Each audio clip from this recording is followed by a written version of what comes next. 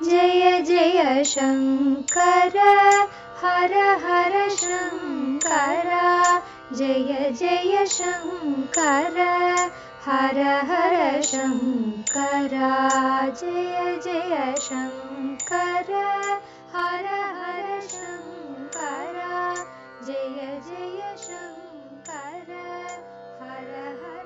அத்வைத்தம் தெய்வத்தின் குரல் 4ஆம் பாகம். போர் தீர்ந்து அமைதி காண. ஆசையும் ஆத்மாவை குறித்ததே. நாம் அறிந்த ஆனந்தம் எல்லாம் சின்ன ஜீவ நான் ஆன அகங்காரம் என்ற ஈகோவுடையதே. இது ஆசை பூர்த்தியாலேயே ஆனந்தமடைவது. ஆத்மாவோ ஆசையே இல்லாதது. அந்நியமான இன்னொன்றை குறித்துத்தானே ஆசை ஏற்பட முடியும். ஆத்மாவுக்கு அந்நிய வஸ்து எதுவும் தெரியாதே. ஆனாலும் எப்படி சின்ன ஜீவ நானின் சைத்தன்யமும் ஆத்ம சைத்தன்யத்தில் இருந்து வந்ததுதானோ அப்படியே இந்த ஆசையும் கூட ஆத்மாவிடம் இதற்குள்ள ஆசையில் இருந்து வந்ததுதான். இப்படி சொன்னால் ஆச்சரியமாக இருக்கும். தனியொன்றாக மாத்திரமே இருப்பது ஆத்மா. அதாவது ஆத்மா அத்வைத்த வஸ்து. இது எப்படி துவைத்த ரீதியில் மட்டுமே வைக்கக்கூடிய ஆசை என்பதற்கு ஆஸ்பதமாய் இருக்க முடியும் என்று ஆச்சரியமாய் இருக்கலாம். ஆத்மாவை கொஞ்சம் கூட அறிந்து கொள்ளாத ஜீவ மனஸ் அதனிடம் எப்படி ஆசை வைக்க முடியும் என்றும் கேட்கலாம். ஆனாலும் உபனிஷத்திலே இப்படித்தான் சொல்லி இருக்கிறது. யாக்ஞவல்கிய மகரிஷி தம்முடைய பத்னி மைத்ரேயிக்கு உபதேசம் பண்ணும் இடத்தில் பிருஹதாரண்யகம் 2.4.5 இவ்விஷயம் சொல்கிறார். ஆசை என்ற வார்த்தையை சொல்லாமல் பிரியம் என்று சொல்கிறார். இரண்டும் ஒன்றுக்கொன்று ரொம்ப நெருங்கிய சம்பந்தம் உள்ளவைதான், ஒன்றே கூட என்று சொல்லிவிடலாம். நாம் ஆசைப்படுகிற வஸ்துக்களிடம் எல்லாம் நமக்கு பிரியம் இருக்கிறது. நமக்கு அப்பிரியமானவற்றிடம் ஆசை இல்லை. அவர், அதாவது யாக்ஞவல்கியர் என்ன சொல்கிறார் என்றால், பொண்டாட்டிக்கு அகமுடையானிடம் பிரியம் இருக்கிறதென்றால் அவனை முன்னிட்டே அவள் பிரியம் வைக்கிறாள் என்று அர்த்தமில்லை. ஆத்மாவை, அதாவது தன்னை முன்னிட்டே அவனிடம் இவள் பிரியம் வைக்கிறாள்.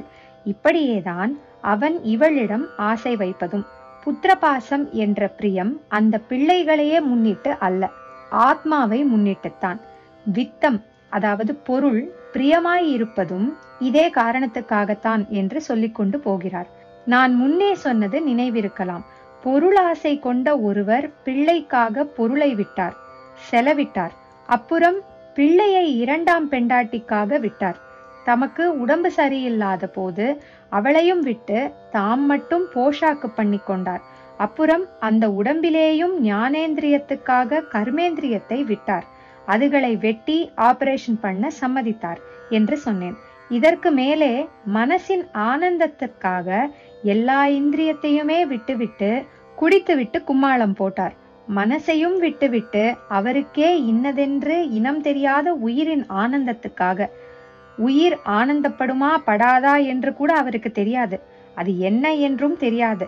ஆனாலும் அது இருந்தால் போதும் என்பதற்காகவே எத்தனை வருஷமானாலும் மனசின் வியாபாரம் இல்லாமல், அதாவது மனசையும் விட்டுவிட்டு கோமாவில் தன்னை வைத்திருக்க சொன்னார் என்று கூட்ஸில் வாகனங்களை கோத்து கொண்டு போவது போல நீளமாக சொல்லிக் கொண்டு போனேன்.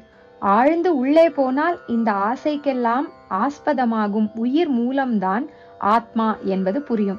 அதனிடம் நமக்கு, அதாவது சைத்தன்யாபாச ஜீவனுக்கு பிரியம் ஆசை இருப்பதும் இதிலிருந்து தெரியும்.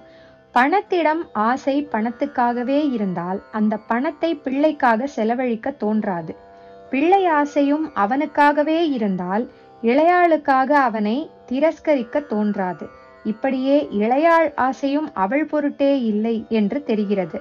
ஒன்றை விட ஒன்று அதிக ஆசையாக முதலில் பணம், அப்புறம் பிள்ளை, பெண்டாட்டி, தன் கர்மேந்திரிய ஞானேந்திரியங்கள் என்று போய் உயிர் மூலமாயுள்ள தன்னுடைய நிஜ தானிடம்தான் முடிந்த முடிவான ஆசை என்று தெரிகிறது.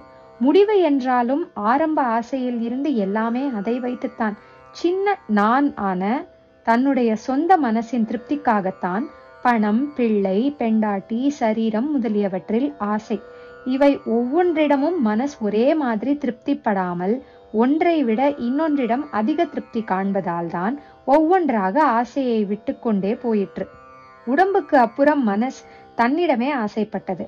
அதற்காக உடம்பையும் விட தயாராயிற்று. ஆனால் முடிவிலே மனஸ் தன்னையும் விலக்கிக் கொண்டு உயிரை மாத்திரம் இருக்க விடும்போது அதற்கே சரியாக விளங்காவிட்டாலும் அது ஆத்மாவிடம் கொண்டுள்ள பிரியத்தால் தான் இப்படி செய்கிறது என்று தெரிகிறது.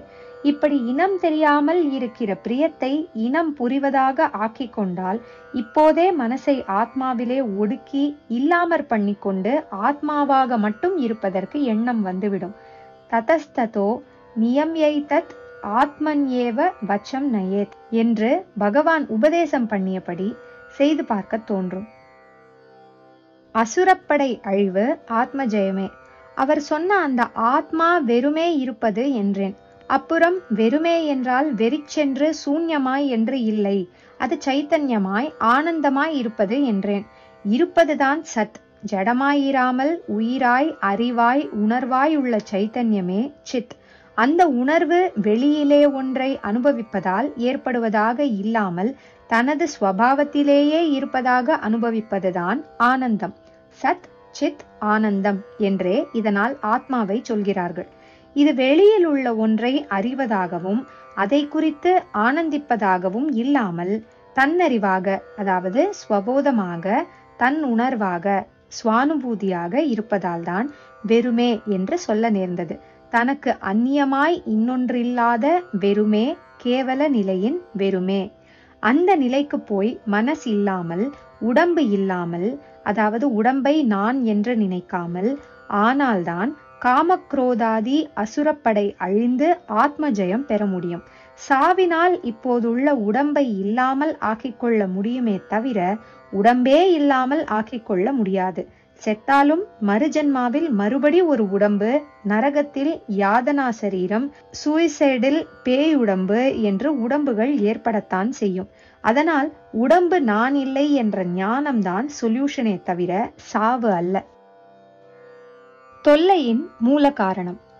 அத்தனை உபதிரவத்துக்கும் மூலம் காமக்ரோதம்தான் என்று கீதையின் இந்த இடத்தில் பகவான் சொன்ன போதிலும் இந்த காமக்ரோதமும் கூட இஃபெக்ட் தான், வேறே ஒன்றிலிருந்து விளைந்ததுதான்.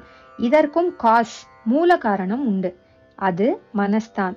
மனோநாசம் பண்ணி ஆத்ம ஜெயம் அடைவதுதான் லட்சியம் என்று வேறு இடங்களில் அவர் தெளிவு செய்திருக்கிறார். நமக்கு தெரியக்கூடிய அளவில் ஆசைதான் அனர்த்தத்துக்கு மூல காரணம்.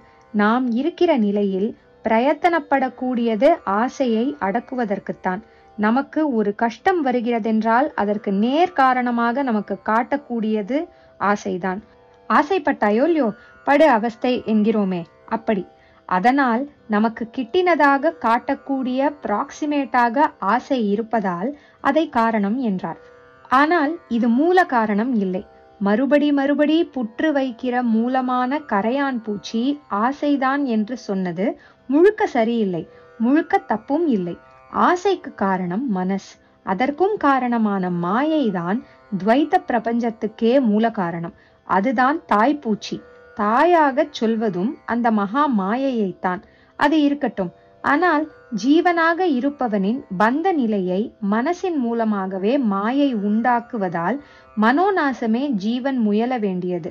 ஆசைக்கு நேர்காரணம் மனசிலும் குறிப்பாக ரஜோகுணம் என்ற தன்மை ஆகும்.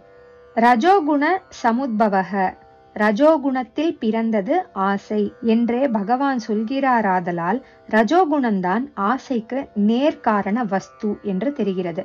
சத்வ ரஜோ தமோ குணங்கள் என்கிற மூன்றில் சமநிலையில் பிரசன்னமாயிருக்கும், தெளிந்திருக்கும், சத்வமாயில்லாமல் எதிலும் ஈடுபடாமல் மந்தித்து சோம்பிக்கொண்டு கிடக்கும் தமசாகவும் இல்லாமல் துருதுருவென்று ஏதாவது பண்ணிக்கொண்டிருக்க தூண்டுகிற வேகமாகிய ரஜஸில் மனஸ் நிறைந்திருக்கும் போதுதான் ஆசை உண்டாகிறது. இப்படி சொன்னதால் மனசை ஆசிரியத்துத்தான் ரஜோகுணம், எந்த குணமுமே இருக்கிறது என்று தெரிகிறது. ஆகையால் ரஜோகுணமும் அனர்த்தத்தின் மூல காரணம் இல்லை, மனஸ்தான் காரணம் என்று தெரிகிறது. கடைசியில் முக்குணங்கள், மனஸ் எல்லாமே மாயையின் வேலைதான், அதுதான் மூல காரணம் என்று முடிகிறது. ஆனாலும் மாயை என்ற அந்த மகாசக்தியை நாம் ஒன்றும் பண்ண முடியாது. அதை அடக்க நம்மால் ஆகாது. நம்மால் முடியக்கூடியது நம்மிடம் உள்ள மனசை அடக்குவதுதான். மழை ஒரே சாரலாய் அடிக்கிறது என்றால் அந்த மழையை நிறுத்த நம்மால் ஆகுமா? நம் அகத்து ஜன்னல் கதவைத்தான் சாத்திக் கொள்ள முடியும். அந்த சாரலே நாம் கதவை இழுத்து சாத்த ஒட்டாமலும் செய்யும். ஆனால் கஷ்டப்பட்டால் சாத்திவிடலாம். ஆக நம்மை பொறுத்த மட்டில் அனர்த்த பரம்பரையின் காரணம் மனஸ்தான். ஆசை அதிலிருந்தே தோன்றுகிறது. மனசின் தாகம் அரிப்புத்தான் ஆசை என்று முன்னேயே சொல்லியாயிற்று. இங்கே முதலில் அர்ஜுனனிடம் கெட்ட தூண்டுதல்களுக்கு ப்ராக்சிமேட் காஸ் ஆக, உடனடி காரணமாக ஆசையை சொன்னாலும் உடனேயே அந்த ஆசைக்கு ஆதாரம் மனஸ் என்று மேலே கொண்டு போகிறார். கீதையின் உபதேச ஆரம்பத்திலேயே அனர்த்த பரம்பரைக்கு ஆதி மூலத்தில் இருந்து முடிவு வரை ஒரு லிஸ்ட் கொடுத்திருக்கிறார். அங்கே நினைப்பதால் மனுஷனுக்கு விஷயங்களில், அதாவது போக்கிய வஸ்துக்களில் தொடர்பு ஏற்படுகிறது. அந்த தொடர்பினால் ஆசை பிறக்கிறது. சங்காத் சஞ்சாயத்தே காமக. ஆசையில் இருந்து குரோதம் பிறக்கிறது.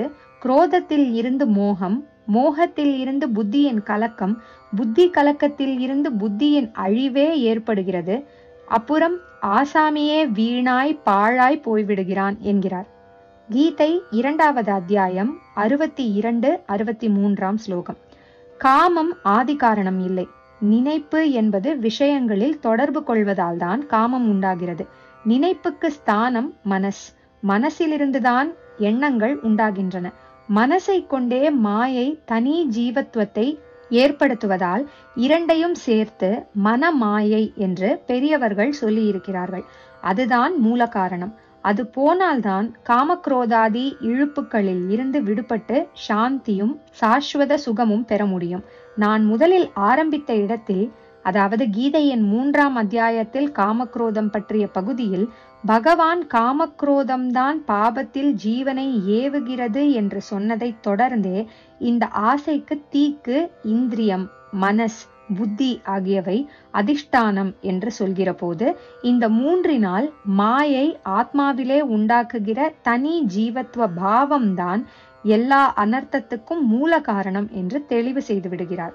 இந்த 3ஐயுமே சேர்த்துத்தான் பொதுவிலே மன மாயை என்பது. இந்திரிய துவாரா, புலன்கள் வழியே கட்டுப்படாமல் ஓடுவது மனஸ்தான். இந்திரியங்களின் ஆசை பசிகளுக்கும் ஆட்டங்களுக்கும் மனஸ்தான் காரணம். இப்படி ஓடாமல் மனசை கட்டுப்படுத்துவது புத்தி. ஆக அடங்காத மனஸ் இந்திரியமாகவும் அடங்குகிற மனஸ் புத்தியாகவும் இருக்கிறதென்று சொல்லிவிடலாம். ஜெய ஜெயசங்கர, ஹர ஹர சங்கர, மகாபெரியவா சரணம். जय जय शंकर हर हर शंकर, जय जय शंकर हर हर शंकर, जय जय शंकर।